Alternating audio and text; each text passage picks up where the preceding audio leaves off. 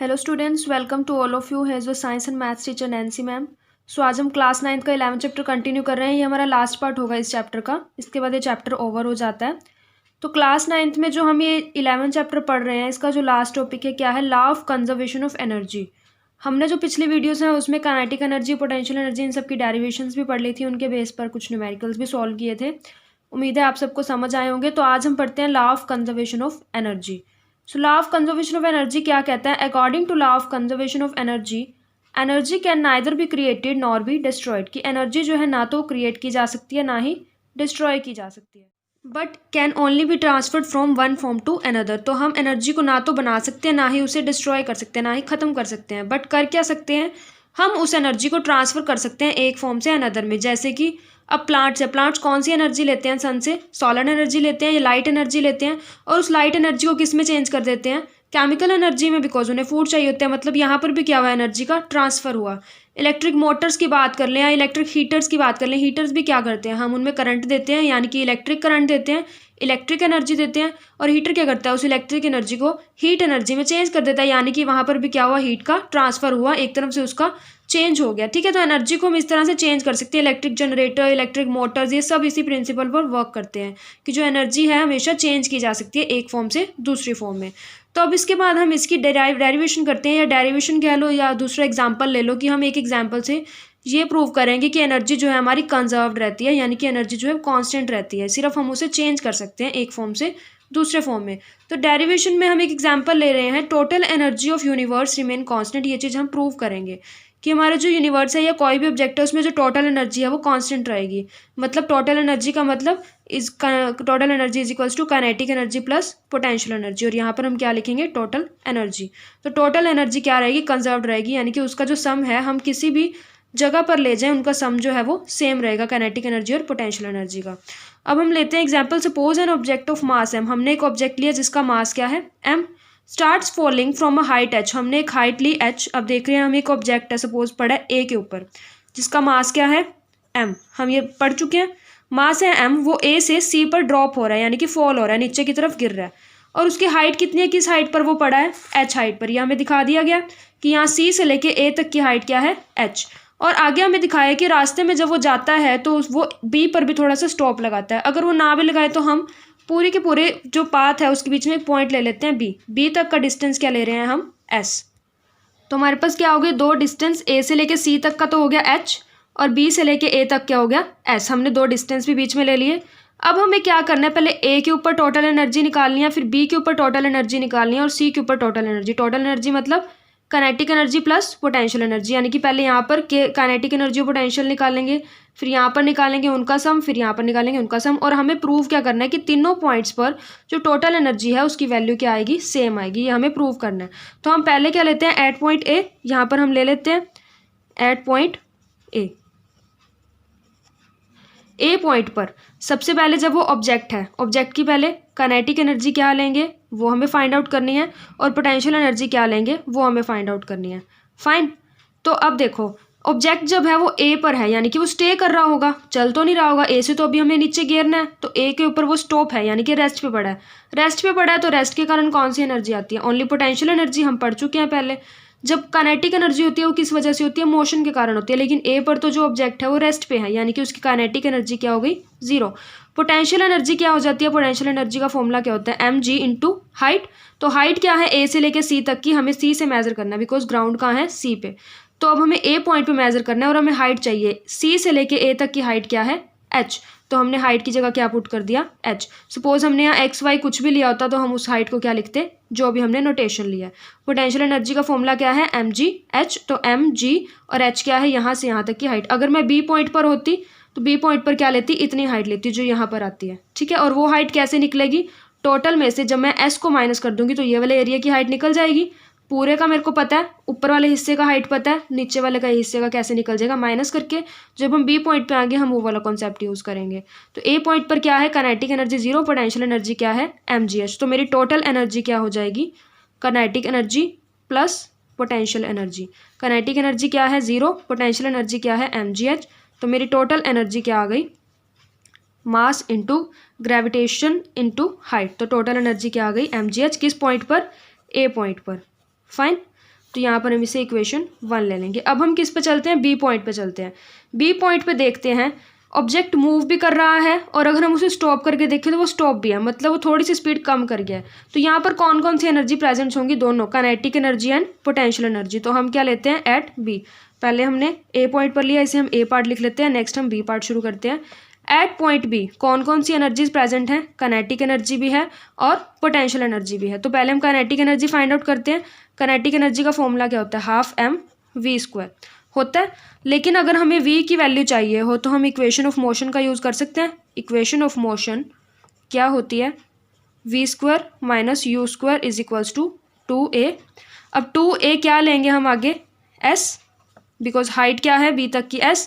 तो इसके बाद हमें क्या देखना है, यहाँ पर ग्रेविटी की बात हो रही है, a की वैल्यू क्या हो जाएगी हमारी g की। हम ग्रेविटेशन चैप्टर में पढ़ चुके हैं कि जहाँ पर ग्रेविटी की बात हो हम एक्सेलरेशन की जगह क्या पुट कर देते हैं, ग्रेविटी।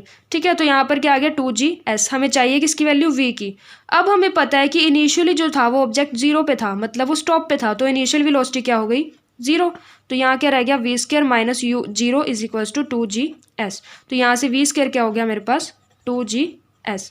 तो अब इस v स्क्वायर को मैं कहाँ पे पुट कर दूंगी, इस वैल्यू में। हमें क्योंकि चाहिए थी kinetic energy, so kinetic energy क्या हो जाएगी, हाफ m v स्क्वायर का मतलब 2gs, तो वी स्क्वायर की जगह क्या पुट कर दिया 2gs, और बीच में क्या आ गया मल्टीप्लाई, 2 से 2 कैंसिल। तो हमारा काइनेटिक एनर्जी क्या आ गई mgs। तो हमने यहाँ पर क्या लिख दिया, काइनेटिक एनर्जी। फाइन। इसके बाद हमें क्या निकालनी है, पोटेंशियल एनर्जी। बी पॉइंट पर पोटेंशियल एनर्जी क्या होती है mg। अब हमें हाइट चाहिए, हमें पॉइंट कौन सा लेना है, बी पॉइंट। और बी पॉइंट पे जो यहाँ से लेके यहाँ तक की हाइट क्या है, गिवन नहीं है। कैसे निकाल सकते हैं, अगर मेरे को टोटल पता है, यहाँ से लेके यहाँ तक पता है और यहाँ से लेके यहाँ तक मैं उसमें से माइनस कर दूँ तो रह जाएगा नीचे वाला पोर्शन। तो क्या आ जाएगा, h में से मैंने s को माइनस कर दिया, यानी कि हाइट मेरे पास क्या आ गई mg h माइनस s। और हमें क्या लिख सकते हैं जब हम इसे इंटरनल मल्टीप्लाई करेंगे, mgh माइनस mgs। फाइन। तो ये मेरे पास आ गई काइनेटिक एनर्जी, ये आ गई मेरे पास पोटेंशियल एनर्जी। अब क्या निकालना है, टोटल एनर्जी। तो क्या होती है kinetic energy plus potential energy.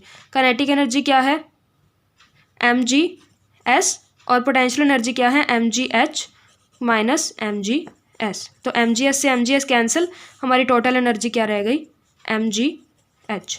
तो ये आ गई हमारी बी पॉइंट पर, at point B total energy is mgh, इसे हम ले लेंगे इक्वेशन 2। फाइन। नेक्स्ट लेते हैं हम at point C. C point पर देखते हैं, सी पॉइंट पे आके ऑब्जेक्ट क्या हो गया, रुकने की कोशिश कर रहा है, मतलब लास्ट में आ गया। उसके अंदर क्या प्रेजेंट होगा, अभी वो स्पीड से ही तो आ रहा है, मतलब काइनेटिक एनर्जी प्रेजेंट होगी, पर अभी वो रुका नहीं है। तो उसकी पोटेंशियल एनर्जी क्या हो जाएगी 0, मतलब क्योंकि उसके स्टे तो है ही नहीं, वो रेस्ट पे तो है नहीं, तो पोटेंशियल एनर्जी क्या हो गई 0। यहाँ पर क्या थी, काइनेटिक एनर्जी नहीं थी बिकॉज वो रेस्ट पे था, पोटेंशियल एनर्जी थी। यहाँ पर पोटेंशियल एनर्जी नहीं है बिकॉज वो अभी भी चल के आ रहा है, तो उसके अंदर क्या है काइनेटिक एनर्जी। यहाँ और यहाँ वाला कॉन्सेप्ट क्या हो जाएगा अपोजिट, और बी पे क्या होगा, दोनों एनर्जीज प्रेजेंट होंगी। तो हम यहाँ पर क्या लिखेंगे, पोटेंशियल एनर्जी क्या है हमारी 0 और काइनेटिक एनर्जी क्या हो जाएगी हाफ m वी स्क्वायर। और वी स्क्वायर की वैल्यू हमारी क्या आई थी 2gs। s क्यों लिया था हमने, क्योंकि डिस्टेंस क्या था हमारा s। और अब हम किस पॉइंट पर हैं, नीचे वाले पॉइंट पर हैं, तो h पूरी हाइट क्या होगी हमारी h। जब हम नीचे वाले पॉइंट पर है तो हम पूरी की पूरी हाइट लेंगे, तो अब हम क्या ले देंगे v square is equals to 2gh। तो हम यहाँ पर क्या लिख देंगे हाफ m वी स्क्वायर की जगह क्या आ गया 2gh, और 2 से 2 क्या हो गया कैंसिल। तो हमारी जो टोटल एनर्जी हो जाएगी वो क्या हो जाएगी kinetic energy plus potential energy. Kinetic energy क्या है mgh और पोटेंशियल एनर्जी क्या है 0, तो 0 ऐड करें ना करें एक ही बात है। टोटल एनर्जी क्या आ गई mgh, और ये कहाँ पर आई है एट पॉइंट सी। तो ये भी क्या हुई थर्ड इक्वेशन। अब हम देख रहे हैं कि फर्स्ट इक्वेशन क्या थी, टोटल एनर्जी ए पॉइंट पर mgh, सेकेंड पॉइंट पर भी क्या आई mgh, और थर्ड पॉइंट पर भी क्या आई mgh। तो हमारी यानी कि एनर्जी क्या रही कंजर्व्ड रही। तो हम दोबारा एक बार देख लेते हैं, हमने 3 पॉइंट्स लिए थे ए बी सी। ए के ऊपर हमने पहले हमने क्या निकाली काइनेटिक एनर्जी और पोटेंशियल एनर्जी। वहाँ पर जो ऑब्जेक्ट है वो स्टे पर है, रेस्ट पर है, तो उसकी काइनेटिक एनर्जी क्या हो गई 0, पोटेंशियल एनर्जी क्या हो गई mgh, और टोटल एनर्जी भी क्या होगी, दोनों का सम करके क्या आ गया mgh। जब हम बी पॉइंट पर है उसके पास दोनों एनर्जीज प्रेजेंट हैं। सबसे पहले मैंने क्या फाइंड आउट किया, kinetic energy half m v square. V square minus u square क्या होता है equation of motion 2gs। s क्यों ली, बिकॉज बी तक की हाइट क्या है s। जब हम वी स्क्वायर वाले इक्वेशन ऑफ मोशन की बात करेंगे तो हाइट हम कहाँ से लेंगे, ऊपर से लेंगे, तभी हमने s लिया। लेकिन जब हम पोटेंशियल एनर्जी वगैरह की बात करते हैं तो हाइट हम नीचे से लेते हैं, तभी हम h माइनस s कर देते हैं। ठीक है, तो हम काइनेटिक एनर्जी यहाँ पर आ गई है, वी स्क्वायर की वैल्यू आ गई, वी स्क्वायर की वैल्यू मैंने इसमें पुट कर दी, कैंसिल आउट करके काइनेटिक एनर्जी क्या आ गई, mg(s). पोटेंशियल एनर्जी क्या आई, mg। h माइनस एस के लिए मैंने आपको बोला जब मैं पोटेंशियल एनर्जी की बात करूंगी तो मैं हाइट नीचे से मेजर करूंगी, नीचे से जो सी से बी तक की हाइट क्या है, बी तक की हाइट आएगी h माइनस एस। तो यहाँ पर क्या लिख दिया, h minus S, mgh minus mgs। जब हमने सम किया तो हमारा टोटल आ गया mgh। सी पॉइंट पर हमारी जो पोटेंशियल एनर्जी है 0 है, काइनेटिक एनर्जी है हाफ एम वी स्क्वायर, और यहाँ पर वी स्क्वायर की वैल्यू पुट करके हमारी टोटल एनर्जी क्या आ गई, mgh। सो हम क्या कह सकते हैं, टोटल एनर्जी या energy remains constant at every point. तो ए बी सी तीनों पॉइंट्स पर टोटल एनर्जी क्या है हमारी, mgh। टॉपिक करते हैं power. The rate of doing work is called power. जब हम किस रेट से हम अपना काम कर रहे हैं उसे हम बोलते हैं पावर, यानी कि इससे हम डिफाइन कर सकते हैं वर्क डन बाय में टाइम। तो work done per unit time is called as power, ये हमारा फॉर्मूला हो जाएगा। तो पावर को हम क्या लिख सकते हैं, work done is W, time is T। ऐसा यूनिट ऑफ पावर क्या होती है, वाट। वैसे हम पावर को किस में मेजर करते हैं, वाट में, लेकिन अगर हम डिराइव करना चाहें तो हम कैसे निकाल सकते हैं, वर्क डन की यूनिट क्या होती है, जूल, और टाइम की यूनिट क्या होती है, सेकंड। तो हम इसे कैसे लिख सकते हैं, जूल पर सेकंड। तो ये इसकी सेकंड यूनिट हो जाएगी। इसके बाद 1 किलोवाट, किलो से जब सिंपल में जाना होता है हम 1000 से मल्टीप्लाई करते हैं। सपोज किलोग्राम से ग्राम में जाना है, किलोमीटर से मीटर में जाना है, 1000 से मल्टीप्लाई, यानी कि जहाँ पे किलो आ गया वहाँ 1000 लगा देते हैं हम ऑलमोस्ट केसेस में। तो 1 किलोवाट भी क्या हो जाएगा, 1000 वाट्स, या वाट्स की जगह हम क्या लिख सकते हैं, जूल पर सेकंड। तो 1 किलोवाट क्या हो जाएगा, 1000 जूल पर सेकंड। इसके बाद आता है 1 किलोवाट आर एनर्जी। किलोवाट यानी किलो, W एंड आर मतलब H। तो ये एनर्जी की कॉमर्शियल यूनिट है। The energy used in 1 hour at the rate of 1 kilowatt. 1 kilowatt का मतलब 1000 वाट, तो हम 1 किलोवाट की जगह क्या लिख सकते हैं, 1000 वाट्स। तो ये भी लिख सकते हैं the energy used in 1 hour at the rate of 1000 watts is called 1 kilowatt hour. तो 1 किलोवाट आवर को कैसे लिख दिया, एक तो 1 किलोवाट मल्टीप्लाई 1 आवर, क्योंकि 1 से 1 ही आता है। तो 1 किलोवाट में कितने वाट्स होते हैं, 1000 वाट्स। 1 आवर में सेकंड्स कितने होते हैं, 3600 सेकंड। जब हम मल्टीप्लाई करेंगे तो क्या आ जाएगा, वाट सेकंड यानी कि जूल। तो 1 किलोवाट आवर में क्या होते हैं, 3.6 × 10⁻⁶ जूल्स। फाइन। इसके बाद हम न्यूमेरिकल्स नेक्स्ट वीडियो में कंटिन्यू करेंगे।